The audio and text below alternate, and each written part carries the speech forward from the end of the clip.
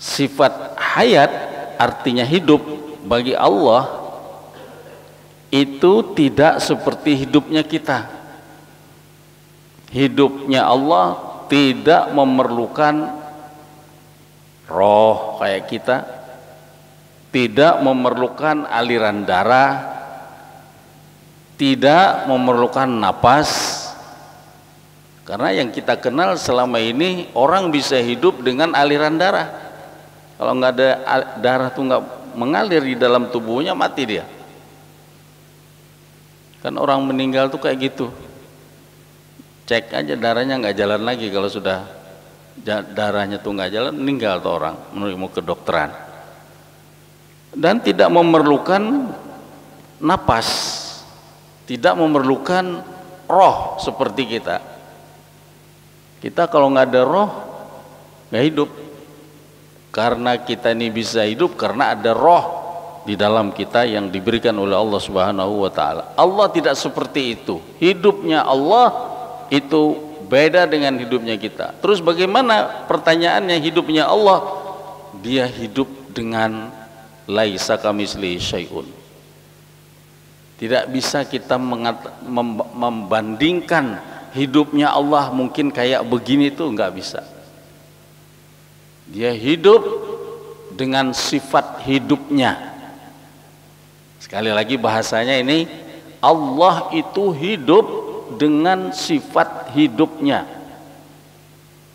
Itu di dalam tauhid. Jelas ya?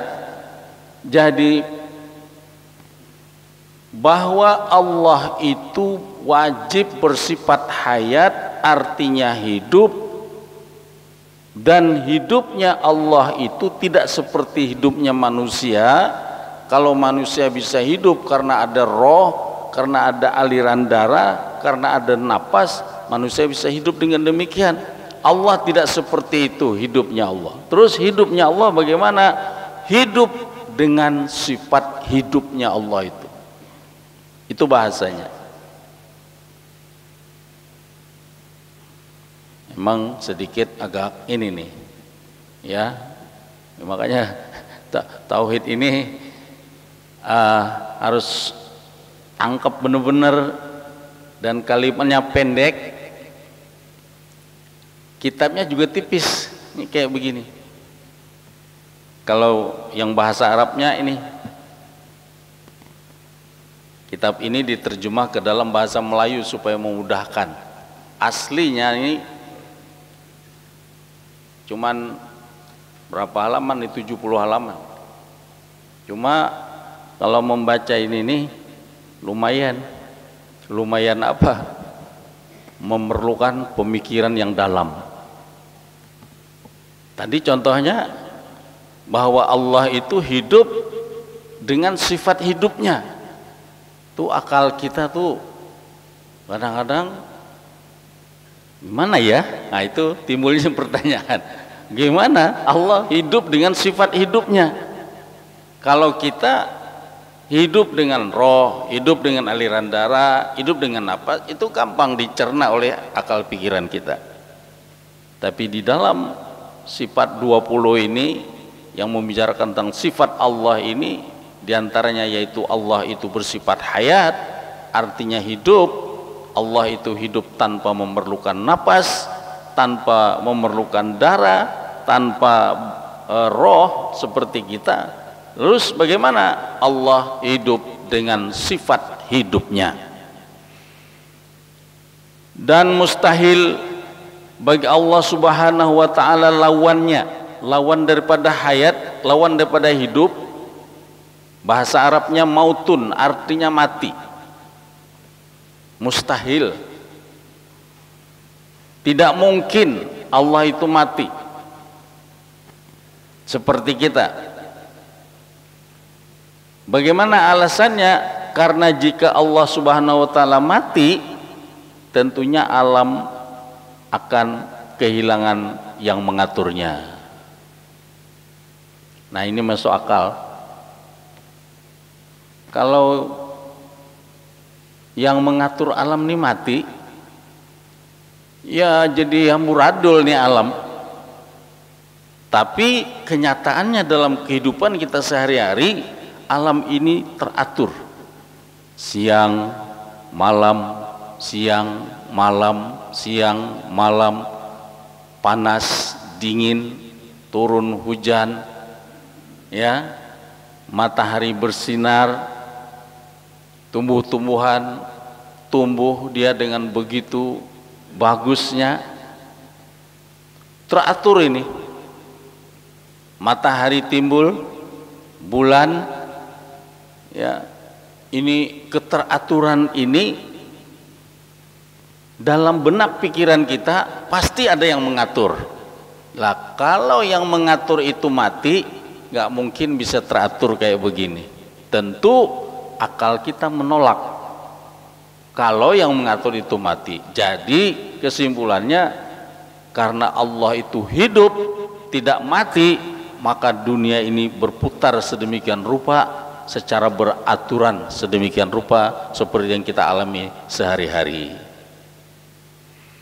Ulangi, lawannya yaitu mautun, artinya mati. Karena jika Allah subhanahu wa ta'ala mati, tentunya alam akan kehilangan yang mengaturnya, maka alam ini pasti akan rusak,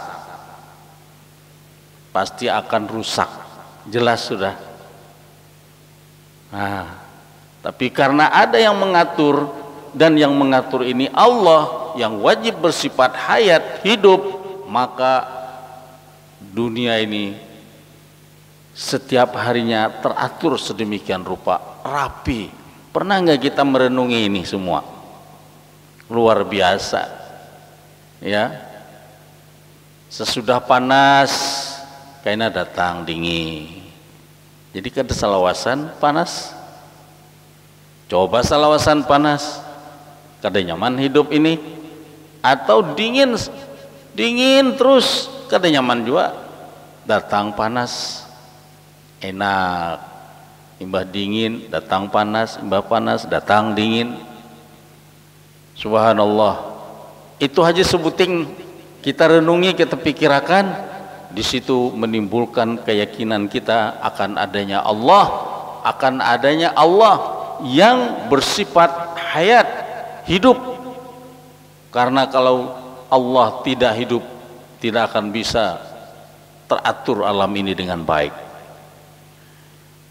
Selanjutnya, lazim dari sifat ini, keadaan Allah subhanahu wa ta'ala hayyun, artinya yang hidup. Jadi kalau sudah Allah itu bersifat hayat, hidup, maka zatnya itu tentu adalah yang hidup. Kalau hayatun, hidup, sifat, tapi kalau yang hidup, zatnya yang hidup, lalu dalam istilah ilmu tauhid disebut hayyun, artinya yang hidup. Dan mustahil keadaan Allah subhanahu wa ta'ala mayitun, artinya yang mati. Lawannya, Allah subhanahu wa ta'ala berfirman, Allahu la ilaha illa huwal hayyul qayyum. Di dalam buku itu ada ketinggalan hayyunya. Dalam cetakan tuh orang nyetak ada ketinggalan tuh. Hayyunya tuh nggak ada di situ. Nah, kalau bisa nanti dibetulkan, tambahkan, itu maksud saya. Allahu la ilaha illa huwal hayyul qayyum. Sudah rancak kita baca itu. Tadi barusan juga habis sembahyang kita baca itu yang disebut dengan, dikenal dengan ayat kursi, ayatul kursi. Allahu la ilaha illa huwa, Allah tidak ada Tuhan melainkan Dia, al hayyu yang hidup,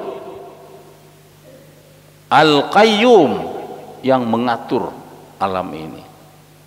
La ta'khudhuhu sinatu wala naum. Allah tidak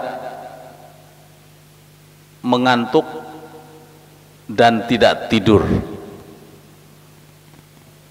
Itu nanti di kesempatan lain kita jelaskan. Yang menjadi patokan kita di sini adalah dalilnya menunjukkan dalam Al-Qur'an, Allahu la ilaha illa huwal hayyul qayyum. Al hayyu di situ yang menjadi patokan kita, bahwa Allah adalah tidak ada Tuhan melainkan Dia yang hidup, Al-Qayyum, yang mengatur alam ini. Artinya di sini Allah Subhanahu wa taala tidak ada Tuhan selainnya, yang Dia berdiri sendirinya, yang tidak mengenainya kantuk dan tidur. Banyak di dalam Al-Qur'an dalil-dalil yang menunjukkan, mengatakan bahwa Allah itu hidup. Ada dalam surah lain, surah Al-Furqan misalnya, wa tawakkal 'alal hayyil ladzi la yamut wasabbih bihamdihi wa kafa bihi bizunubi ibadihi khabira. Banyak sekali. Pokoknya kalau ketemu nanti baca Al-Quran, hayyu atau hayyu, tergantung nanti kedudukan kalimat itu. Artinya hidup. Jadi kalau pian baca Quran di halaman mana aja, di surah mana, bila bertemu kalimat hayyu atau hayya, barisnya sama saja. Tadi tergantung tadi kedudukan kalimat. Kalau nanti di dalam aturan bahasa Arab itu, kalau hayyu dia bisa jadi mubtada, bisa jadi fa'il. Kalau hayya nanti bisa jadi maf'ul. Itu nanti dalam istilah aturan bahasa Arab, grammar bahasa Arab. Pokoknya kalau ketemu ayat Al-Quran berbunyi hayyun, hayya, hayyi, sama saja artinya hidup. Itu dalil menunjukkan bahwa Allah Subhanahu wa taala bersifat dengan hayyun, artinya hidup. Kira-kira kalau sudah dipahami dan dimengerti itu, ya, kesimpulannya apa? Singkat kalimatnya bahwa Allah itu wajib bersifat hayyun, artinya hidup, sebab kalau Allah itu tidak hidup, tidak mungkin teratur alam ini. Itu aja anunya, simpelnya. Amun mahapal kalimatnya nang ini mungkin pian kenapa? Ya, simpelnya aja bahwa Allah wajib bersifat, amun pian kadinget menyambat bahasa Arabnya hidup, dah itu rancak udah kita nyambat hidup. Itu kata-kata hidup itu sehari-hari udah kita sebut. Itu wajib Allah itu bersifat hidup, sebab kalau Allah itu tidak hidup, nih alam ini akan jadi hamburadul, tidak ada yang mengatur. Bukti bahwa Allah itu hidup dengan keteraturannya dunia ini yang kita alami setiap hari. Selanjutnya sifat Allah yang ke-11, Sam'un. Sam'un barisnya wajib bagi Allah Subhanahu wa taala. Ini wajib lagi nih. Yang kita bicarakan ini adalah sifat-sifat yang wajib bagi Allah. Yang mustahil lawannya. Mustahil itu lawannya. Tadi hidup, lawannya mati. Mati itu sifat yang mustahil. Apa arti mustahil? Yang kada mungkin. Allah itu mati, kada mungkin.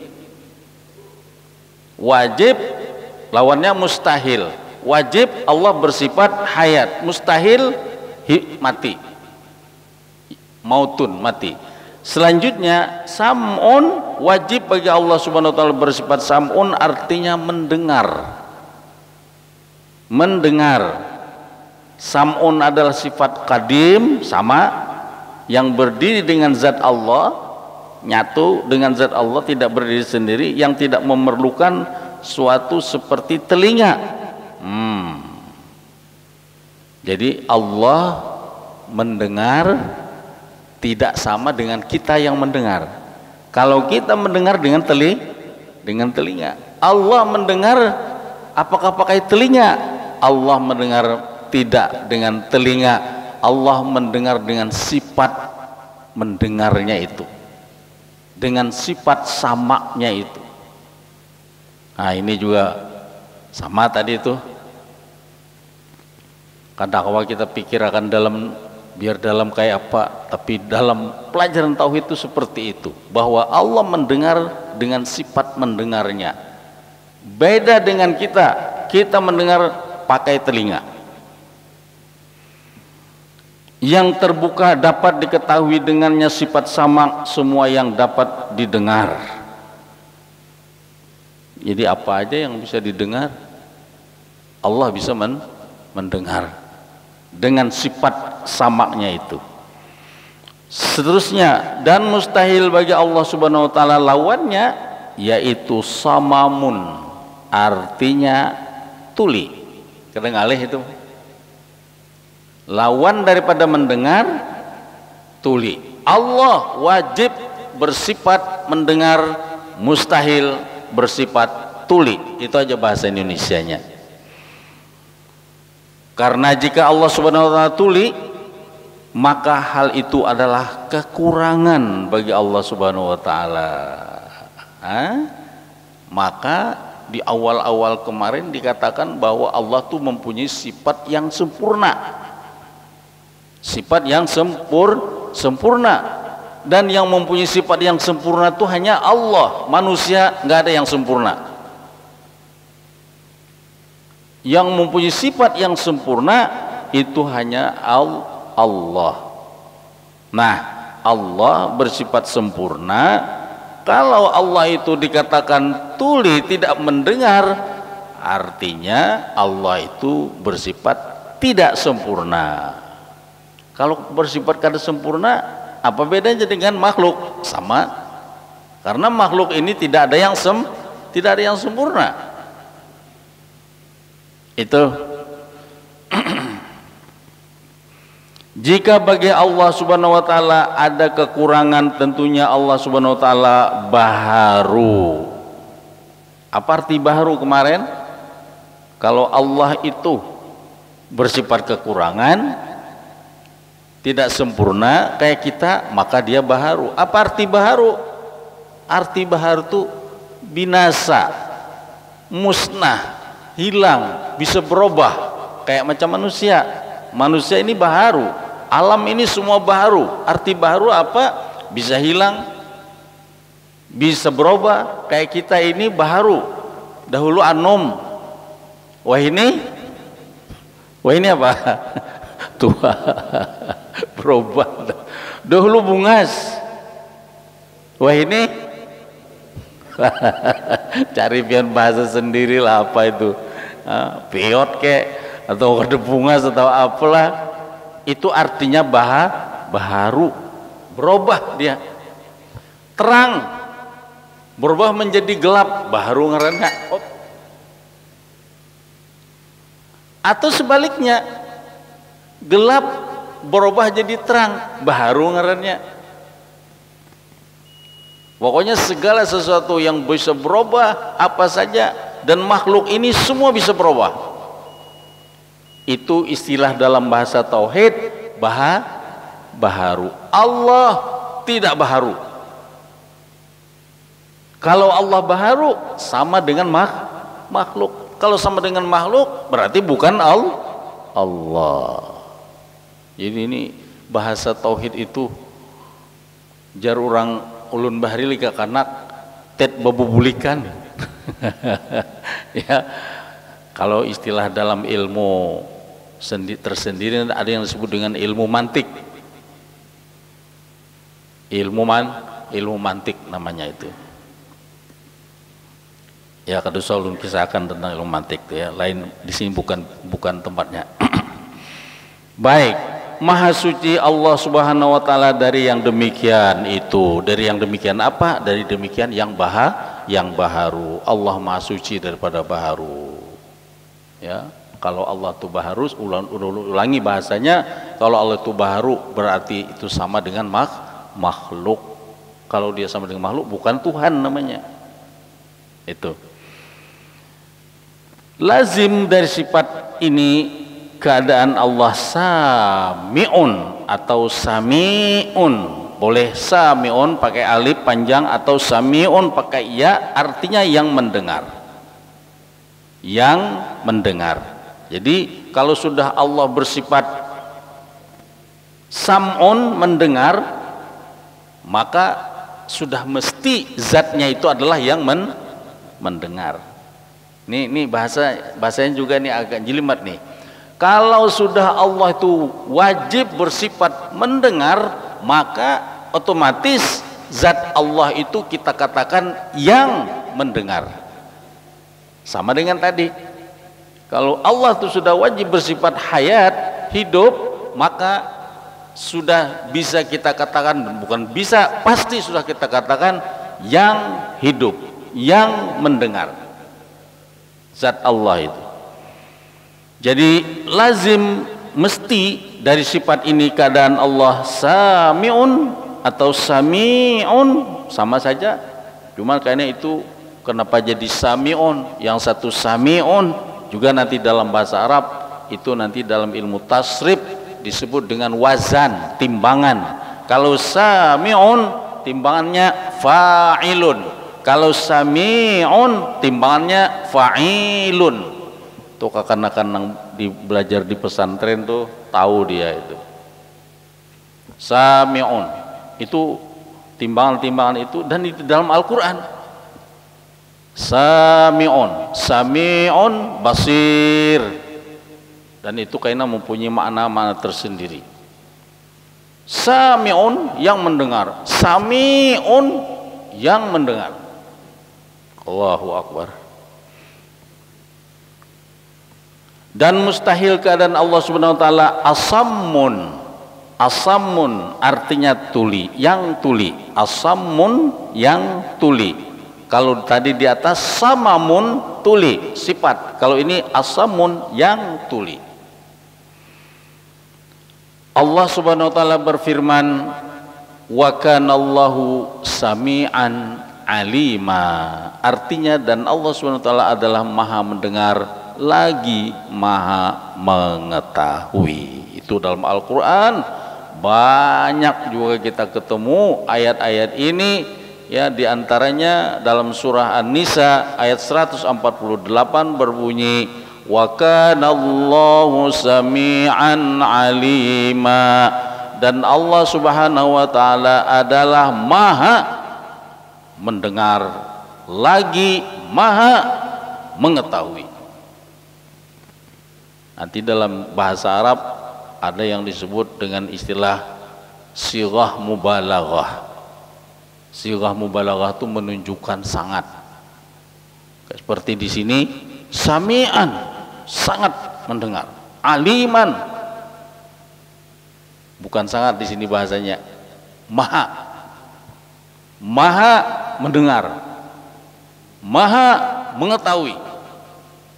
Kalau sudah disebut maha, bahwasanya maha mendengar. Artinya apa? Allah tuh mendengar dengan sempurna. Maha mengetahui, Allah mengetahui sangat sempurna. Beda sama kita. Kita mendengar, bahano bila ngantuk, salah dengarannya. Ya kan? Pikiran melayang, salah dengarannya. Jurang tidak boleh keluar, inya ngantuk, inya kedendengar tidaknya keluar. Oh, itu aja kita nih suruh keluar bertaan, inya kada mendengar tidaknya itu. Nah, itu kada maha mendengar ngarannya. Ya, yang mendengar tuh sempurna pendengaran, kada ada kada tertutup. Maha mengetahui, Allah mengetahui. Bagaimana Allah maha mengetahui? Mengetahui dengan sedetil-detilnya. Kita mengetahui kada sedetil-detilnya. Tahu, cuman singgah situ aja tahunya. Sampai ke dalam bagaimana detailnya, sekecil-kecilnya tidak tahu. Tapi kalau Allah tahu dengan sedetil-detilnya, mendengar sempurna yang didengar oleh Allah, kada ada terdinding barang satu huruf pun. Innallaha sami'un alim dalam Al-Qur'an, atau di sini wa kanallahu sami'an. Oh, kenapa di sini sami'an? Kenapa ini aliman? Ah, itu juga nanti diatur dalam ilmu nahwu. Sami'an itu jarnya adalah khabar kana. Makanya di awal itu wa kanallahu sami'an alima. Kana itu adalah fi'il madhi dan dia memerlukan kepada isim dan khabarnya. Allah itu isim kana, sami'an khabar kana, dan basira khabar kana. Itu dalam ilmu nahwu nanti. Jadi sami'an alima, innallaha kana sami'an alima. Banyak kita temui di dalam Al-Quran kata-kata sami', alim, banyak sekali di dalam Al-Quran. Baik, jadi kesimpulannya apa? Wajib Allah itu mempunyai atau bersifat dengan sifat apa? Sama, mendengar, wajib. Mustahil Allah bersifat samam, tuli. Bahasa Indonesianya aja dah. Wajib Allah bersifat mendengar, mustahil Allah bersifat tuli. Kenapa? Kalau Allah bersifat tuli seperti manusia, artinya itu Allah baharu kayak manusia. Manusia tuh kadang-kadang, ya bukan kadang-kadang, sudah biasa kita ini lagi anum mendengar betuha, tutulian. Itu kalau sudah tua. Nah, itu artinya baharu. Jadi kalau Allah itu bersifat kayak kita, ya sama dengan kita, itu tidak pantas, bukan tidak pantas, tidak wajib kita anggap sebagai Tuhan. Jadi Allah itu bersifat yang sempurna. Yang tadi kita bicarakan pertama adalah hayat, yang kedua ada samak. Hayat artinya hidup, samak artinya mendengar. Dua ini aja dulu kita subuh ini, paham ya kalau ya. Nah, karena minggu-minggu yang akan datang, kalau kita insya Allah minggu depan kita terus tauhid, dan kalau ada nak ditakunakan karena dalam pelajaran minggu depan silahkan bertakun. Kalau pian kada paham akan kita jelaskan. Demikian, Al-Fatihah. A'udzubillahi minasyaitonir rajim. Bismillahirrahmanirrahim.